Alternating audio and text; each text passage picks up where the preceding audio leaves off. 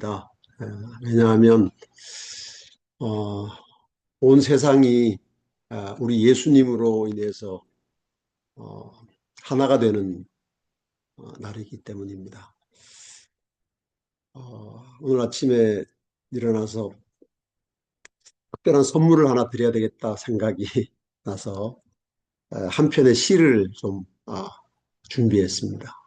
크리스티나 로제티라는 분이 쓴 예수님의 어, 탄생에 관한 시인데 한번 들어봐 주시기 바랍니다. 제목은 혹독한 한겨울에입니다. 얼어붙은 바람이 신음하고 땅은 쇠처럼 굳고 물은 돌같이 얼었네. 눈이 내렸네. 눈 위에 또 눈, 눈 위에 또 눈. 아득한 옛날 혹독한 한겨울에 우리의 하나님을 하늘도 다 담을 수 없고 땅도 지탱할 수 없네. 그분이 왕으로 오실 때 하늘과 땅은 사라지리라. 그러나 혹독한 한겨울, 마국간 하나면 좋겠네. 전능하신 주 하나님 예수 그리스도께는 그분께는 충분했네. 밤낮으로 그룹들이 경배하는 그분께 젖가슴에 젖 한 모금과 구유에 마른 풀 한 움큼이면 천사들이 엎드려 경배하는 그분께는 소와 나귀와 낙타의 순박한 숨결이면 충분했네. 천사와 대천사들이 그곳에 모였을지도 모르고 그룹과 스랍들이 허공을 가득 메웠을지도 모르나 그러나 오직 그분의 어머니만이 처녀의 복된 기쁨 속에서 사랑받는 이를 입맞춤으로 경배했네. 나는 가난한데 무엇을 드릴 수 있을까? 내가 목자라면 어린 양을 드리겠고 내가 박사라면 마땅한 예물을 드리겠지. 그러나 내가 드릴 수 있는 이것, 내 마음을 드리리라. 네, 뭐 오늘이 예수님이 탄생하신 날이 아닌 것이야 온 세상이 다 알지만 예수님으로 인해서 기뻐하고 행복할 수 있는 한 날이 있다는 건 참 좋은 것 같습니다. 우리가 늘 우리의 마음을 예수님께 드리며 살아야 하지만 오늘 더 특별한 마음으로 우리의 마음을 예수님께 드리고 또 예수님을 기뻐함으로 이 하루를 함께 보내시게 되기를 소망합니다.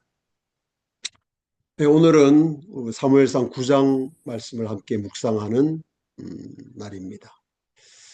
사무엘상 9장은 사울이 왕으로 부름을 받는 과정의 이제 서곡이라고 할 수 있겠습니다. 베냐민 지파의 사울이 잃어버린 암나귀를 찾기 위해서 종과 함께 이곳저곳 헤매다가 종의 권유로 선지자 사무엘을 찾아가게 됩니다. 이 여정은 뭐 사울의 의도가 전혀 아니었고 사실은 하나님의 계획과 섭리 속에서 진행된 것이었죠. 하나님께서 이미 사무엘에게 이스라엘의 장차 왕이 될 사람을 계시하셨고 또 사울이 도착하자 사무엘은 그가 하나님의 택하신 자임을 알아봅니다. 사울은 자신을 이스라엘 지파 중에 가장 작은 베냐민 사람이라고 말하며 자신이 그런 자격이 없다고 느끼지만 하나님께서는 당신의 주권과 또 택하심으로 그를 이스라엘의 지도자로 선택하시는 내용이 사무엘 9장의 개략적인 내용입니다. 네, 오늘 이 사무엘상 9장에서 우리가 얻을 몇 가지 교훈을 말씀드리기 전에 조금 생각해 볼 한 가지 내용을 좀 나누고 싶습니다. 그것은 전지하신 하나님이 왜 사울을 이스라엘의 초대 왕이 되게 하셨을까 하는 것입니다. 아마 사무엘상 9장을 읽으시면서 이런 의문을 가지시는 분들이 계실 거라고 생각합니다. 사울은 베냐민 지파 사람이기 때문에 애초에 메시아의 조상이 될 수 없는 사람입니다. 예수님은 유다 지파의 자손으로 오셔야 되기 때문에 사울은 메시아의 계보에서 피켜서 있는 사람이에요. 그가 아무리 탁월한 왕이었다 하더라도 말입니다. 그런데 하나님께서 그를 이제 이스라엘의 첫 왕으로 삼으신 것이죠. 또 우리가 아는 것처럼 그의 초기의 겸손은 사라졌고 지도력은 무너졌고 나중에는 정신적으로 완전히 황폐되는 사람이 될 것을 하나님은 아셨죠. 그런데 그를 왜 이스라엘의 초대 왕으로 삼으셨을까? 또 비교의식과 질투심으로 평생 다윗을 추적하는 낭비적인 삶을 살았고 마지막에는 이제 엔돌의 무당을 찾아가서 하나님을 완전히 떠났습니다. 그리고 스스로 목숨을 끊었죠. 이 모든 것을 아시면서 하나님은 이제 전지하시니까요. 왜 사울을 이스라엘의 초대 왕이 되게 하셨을까? 이것은 뭐 우리가 명확한 답을 얻을 수는 없습니다. 하나님이 하시는 일에 대한 그의 이 제한된 이해와 지식으로 알 수는 없지만 그래도 이런 궁금함을 갖는 분들을 위해서 그 이유를 좀 간략하게 말씀을 드리면 무엇보다 하나님이 사울을 택하시는 것은 하나님이 사울이 이스라엘에게 아주 적합한 왕이라고 판단하셨기 때문이 아니고 이스라엘 백성이 그런 왕을 요구했기 때문입니다. 어제 살펴본 것처럼 이스라엘이 하나님께 왕을 요구하면서 이런 왕을 주십시오라고 말씀드리지 않고 단 한 가지 그들이 원하는 건 다른 나라들과 같은 왕을 달라고 요구한 것입니다. 다른 나라들 같은 왕.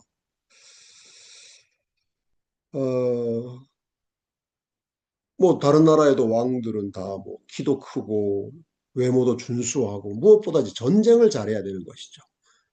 그래서 이스라엘 백성들도 우리의 싸움을 우리를 대신해서 잘 싸울 왕을 달라고 요구했습니다. 뭐 그들의 요구 조건에 사울은 적합한 사람이었습니다. 키도 컸고 용모가 준수했고 우리가 아는 것처럼 초기에 전쟁도 아주 잘했습니다. 용맹한 사람이었습니다. 소위 사람들이 말하는 스펙을 아주 잘 갖춘 사람이었죠. 하나님께서 사람들이 잘못 구했을 때도 그냥 다 알아서 다 정리하셔서 그래도 좋은 것만 주시면 좋겠는데 하나님이 때때로 그렇게 하지 않으시는 때도 있습니다. 어제 말씀드린 것처럼 인간의 잘못된 선택조차도 하나님은 때로 허용하시고 그 선택의 결과를 우리가 경험하게 하심으로 하나님을 믿고 살아가는 것, 하나님의 통치를 받고 살아가는 것이 왜 가치 있고 복된 것인지를 깨닫게 해주시는 것입니다.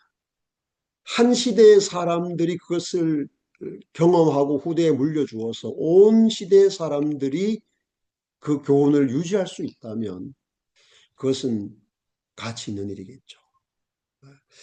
하나님이 사울을 택하신 첫 번째 이유는 이스라엘 백성의 요구에 대한 응답의 관점에서 이해할 필요가 있습니다. 두 번째는 실패한 왕을 통한 교훈을 주시기 위해서입니다. 우리가 흔히 반면교사라고 합니다. 사울은 완벽하게 실패한 왕입니다.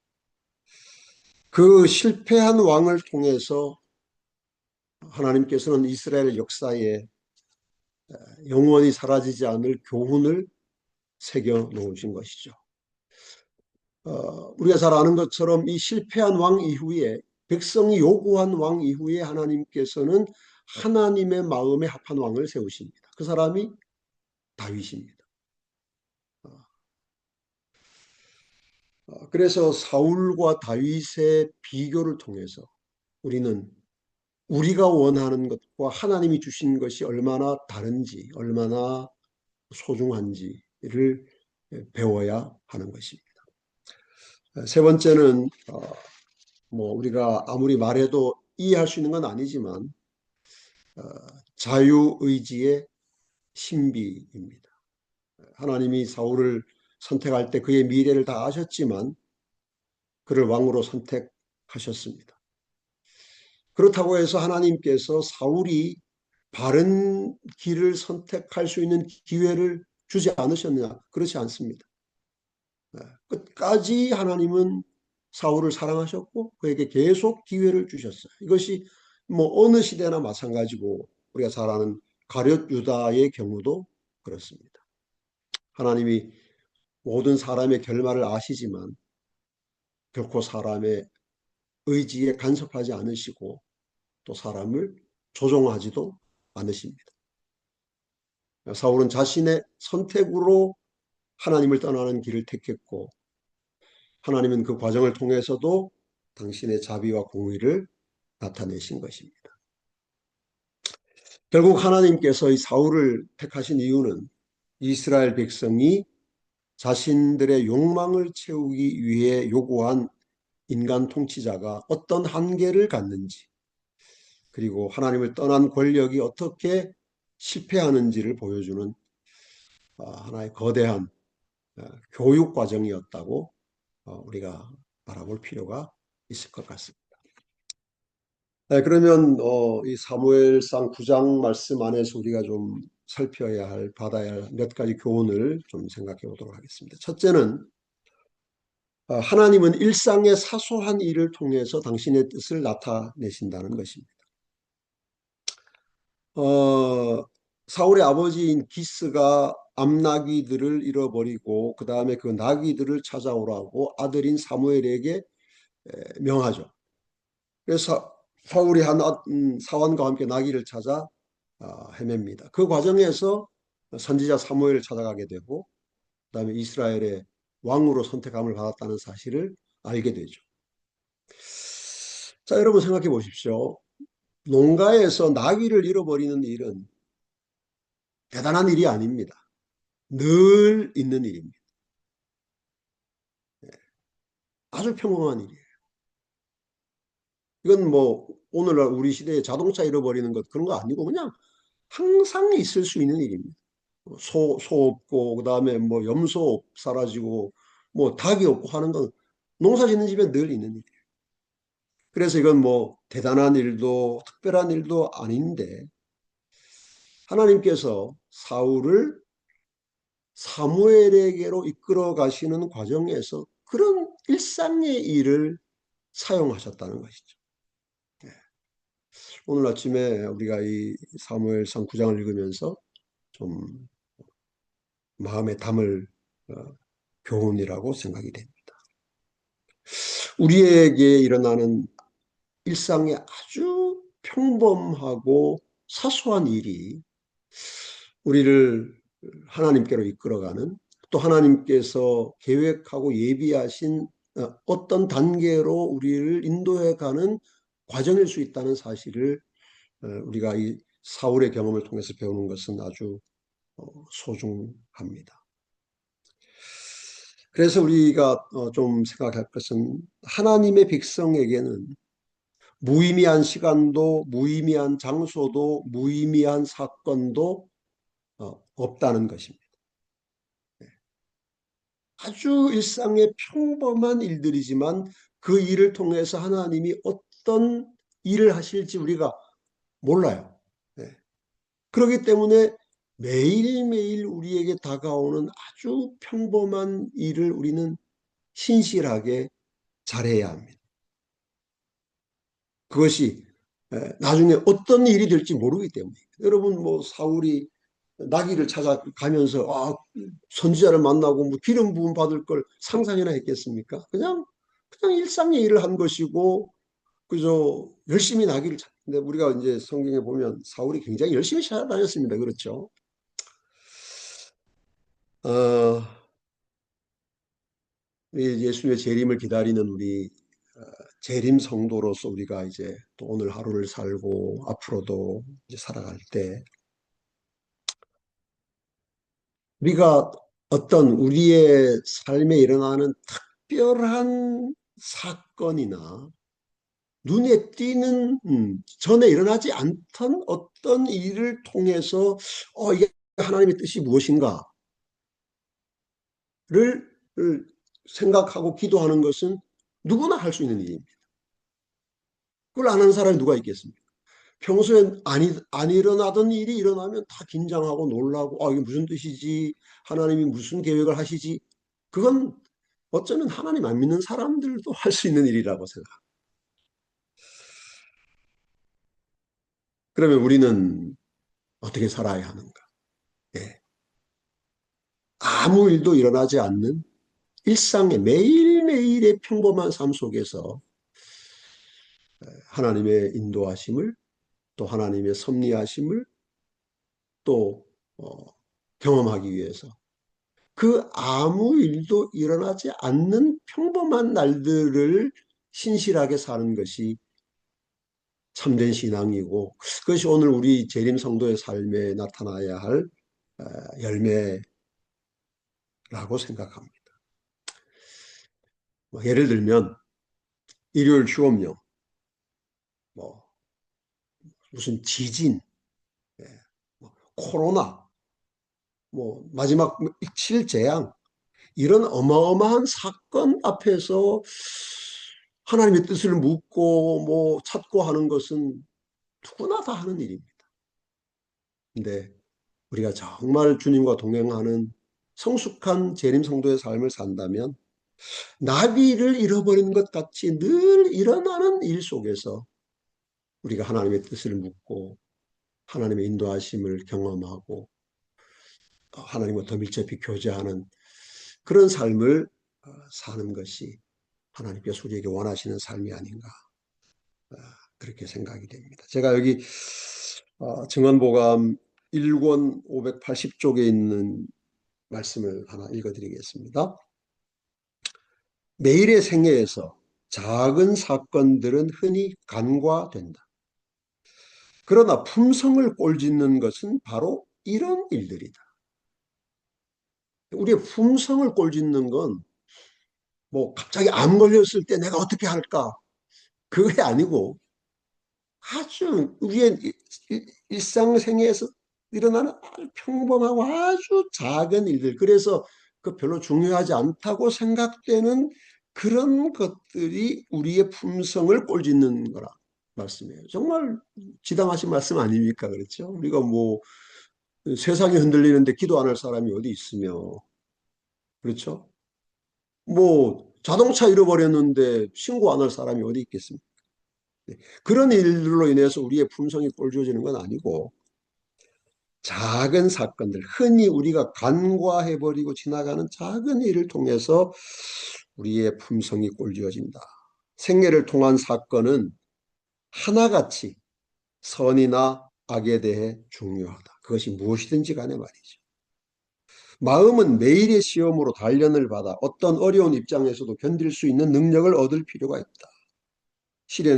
시련과 위기의 날에 모든 반대 세력의 영향을 받지 않고 의를 위하여 굳게 서기 위해서는 방비가 필요하다. 그 방비가 뭔가 하면 일상의 아주 평범한 작은 일들 속에서 하나님의 뜻을 찾고 하나님의 인도하심을 따라가는 것입니다. 한 말씀 더 보면 여기 부조와 선지자 574쪽인데요. 우리의 생애는 큰일에서뿐만 아니라 작은 일 하나하나에 있어서도 충실함이 그 특징이 되어야 한다. 작은 일을 충성스럽게 하고 친절하게 수행한다면 인생 길은 즐거워질 것이다. 지상에서 우리의 사업이 끝날 때 작은 의무들 하나하나마다 결코 소멸될 수 없는 선한 감화를 끼쳤음이 판명될 것이다. 예,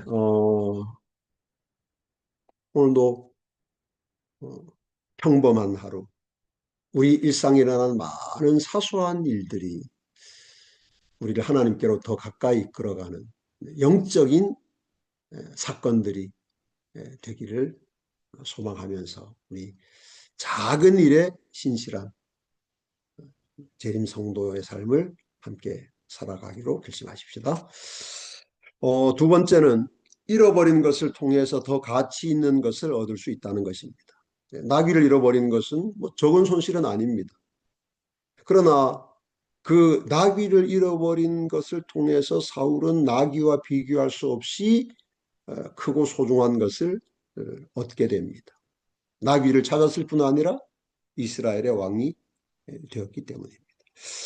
이것은 뭐 사울에게만 일어난 일이 아니라 많은 믿음의 사람들에게 또 오늘 우리에게도 여전히 일어나는 일입니다.